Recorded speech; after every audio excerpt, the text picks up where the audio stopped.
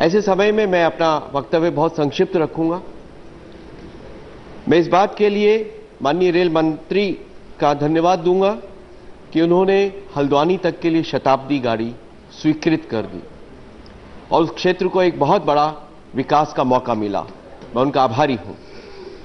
हम इस बात के भी आभारी हैं कि आदरणीय ममता दीदी के निर्देश पर, जिनका मैं सम्मान करता हूं केवल एक कारण कि वे गरीबों के प्रति बहुत गहरी संवेदना रखती हैं, और मुझे इस बात का भी सम्मान है कि उन्होंने मेरी एक पुस्तक का विमोचन किया और उनके कारण किराए नहीं बढ़ाए गए। ये दोनों बातें बहुत अच्छी हुई। लेकिन अध्यक्ष महोदय, हिंदुस्तान की जनता ये समझना चाहती है कि क्यों इस देश के सामान्य नागरिक, सामान्य यात्री का, जो अमीर नहीं है, जो सेकंड एसी में या फर्स्ट एसी में सफर नहीं कर सकता, जो इंटरनेट पर अंग्रेजी न जानने की वजह से या उस क्षेत्र में रहने की वजह से जहां 10-10, 12-12 घंटे बिजली नहीं आती है तो ब्रॉडबैंड नहीं चलता है, इंटरनेट पे टिकट नहीं ले सकता, उसे 14 किलोमीटर चलकर टिकट खरीदने की खिड़की तक पहुंचना पड़ता है, और उसे संभवतः दुनिया के सबसे गंदे कोचेस, सड़ांध मारते टॉयलेट्स और इतनी भयंकर भीड़ वाले प्लेटफॉर्म से गुजरकर रेल के डिब्बे में घुसने की कसरत करनी पड़ती है कि मानो रेल का डिब्बा ना होकर यह जीवन के मोक्ष का कोई द्वार हो। महोदय, मैं केवल उस जनता के ओर से कहना चाहता हूं, बड़ी बात नहीं, आप किसी भी दिन मंत्री महोदय मेरे साथ दिल्ली के स्टेशन पर, पुरानी दिल्ली के स्टेशन पर, सराय रोहिल्ला के स्टेशन पर, और वहां देखिए कि जो छत्तीसगढ़ से, बिहार से, उड़ीसा से सामान्य मजदूर, श्रमिक, किसान, विद्यार्थी जो स्लीपर क्लास का टिकट लेकर डिब्बे में चढ़ने की कोशिश करते हैं, उनकी तुलना आप मनुष्यों से कैसे करेंगे कि जब एक एक डिब्बे में उस डिब्बे की क्षमता से 3 गुना 4 गुना अधिक घुसने की कोशिश करते हैं, और तब वे ये भारत की राजधानी के स्टेशन पर वह दृश्य उपस्थित करते हैं कि जिसे देखकर शर्म आती है कि अंग्रेज चले गए, लेकिन संभवतः वह औपनिवेशिक दास्ता वाली मानसिकता जो सामान्य प्रजा को हिकारत से देखती है, जो सामान्य प्रजा को तिरस्कार और उपेक्षा की दृष्टि से देखती है, वह दृष्टि अभी तक गई नहीं है। आपको इस देश में अच्छी यात्रा करने के लिए अमीर होना पड़ता है, प्रभावशाली होना पड़ता है, किसी सांसद से जान पहचान होनी पड़ती है ताकि आपके टिकट को वो कंफर्म कराने के लिए हस्ताक्षर कर सके। महोदय, मैं मंत्री महोदय से प्रार्थना करना चाहूंगा कि यात्रा का अधिकार भारत के नागरिक को मिलना चाहिए और वह अधिकार सम्मान के साथ मिलना चाहिए। भारत के यात्री को रेल मंत्रालय सम्मान की दृष्टि से देखना प्रारंभ करे। वे प्लेटफॉर्म पे पशुओं के समान लद कर, बिखर कर, गंदे पानी के प्लेटफॉर्म में चादर बिछाकर रात रात भर सोता है सुबह की प्रतीक्षा में। किसी गाड़ी के वक्त पर आने की गारंटी नहीं होती।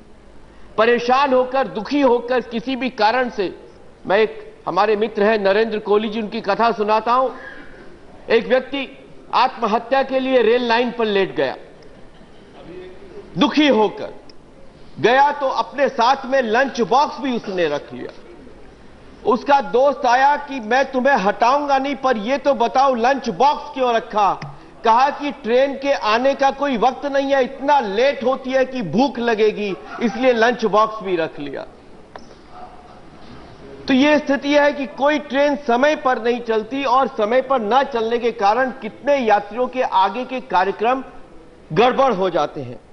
एक क्या विश्व में दृष्टि लेके चले, हम अग्नि मिसाइल चलाते हैं, चंद्रमा पे जा रहे हैं, हम दुनिया के सबसे शक्तिशाली सॉफ्टवेयर शक्ति बन रहे हैं, हम अच्छी ग्रोथ रेट वाले देश होने का दावा करते हैं, हमारे यहां हर प्रकार के एम्पावरमेंट, नए लोग दुनिया भर में एमएनसीज के चेयरमैन बन रहे हैं, लेकिन हमारी रेलगाड़ियां अभी भी 60 और 70 के दशक में चल रही हैं। कोई दृष्टि नहीं है। हमारे मित्र ने कहा कि आप बुलेट ट्रेन चलाइए। चीन ने 460 किलोमीटर प्रति घंटा रफ्तार वाली ट्रेन चलाई। चीन ने बीजिंग से ल्हासा तक की ट्रेन चलाई। मैं चीन जाता रहता हूं।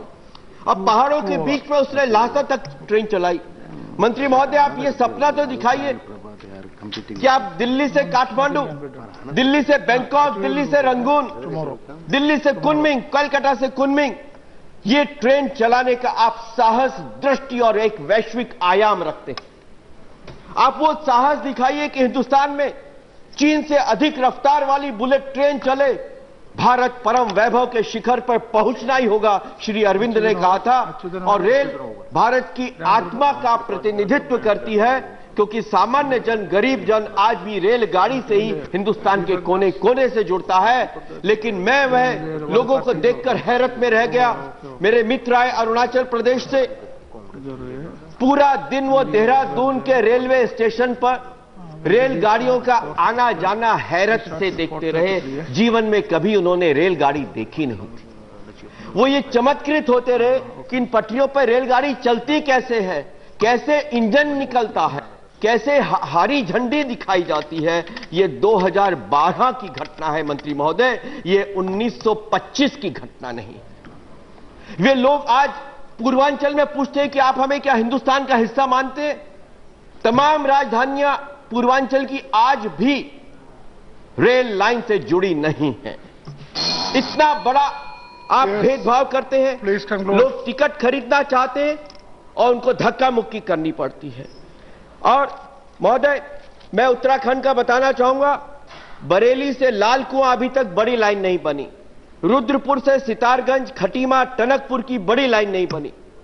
देहरादून से विकासनगर और पांवटा साहिब, जो हिमाचल को जोड़ने वाली रेल है, अंग्रेजों के समय से 1919 से प्रतीक्षा कर रहे हैं, अभी तक नहीं बनी।